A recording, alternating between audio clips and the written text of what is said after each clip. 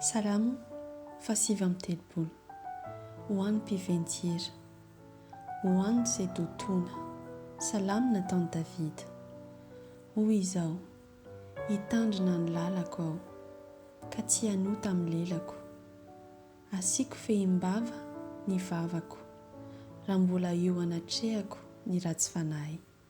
Nangina mihitsy aho, na mihimbava, ka tsy nilaza na dia ny tsara aza, dia nihetsika mafy ny fanaitenan'ny aretiko.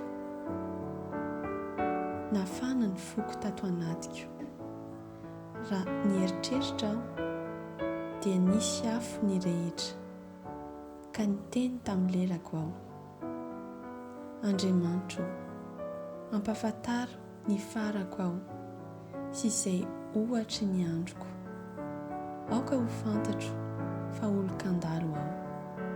Indro efa nataonao vodivoam-pelantanana ny androko, ary ny fiainako toy ny tsinotsinona eo anatrehanao.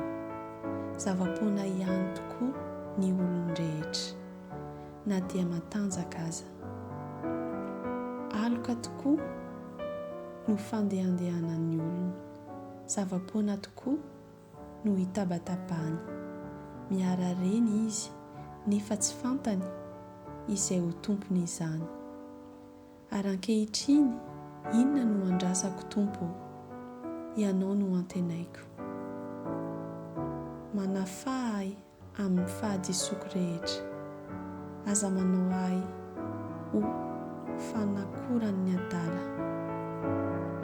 Mangina aho ka tsy milobava, fa ianao no nanao izao. Aoka hitsahatra ny fikapohanao ahy, reraka aho azon'ny fameliny tananao. Anatra noho ny fahadisoany no hananaranao ny olona, ka manimba ny atsara tarehiny tahaka ny kalalao ianao. Zava-poana tokoa ny olona rehetra. Mandrenesa ny fivavako Andriamanitro, ary mihaino ny fitarainako. Aza mangina amin'ny ranomasoko, fa vahiny aminao aho, sy mpivahiny tahaka ny razako rehetra.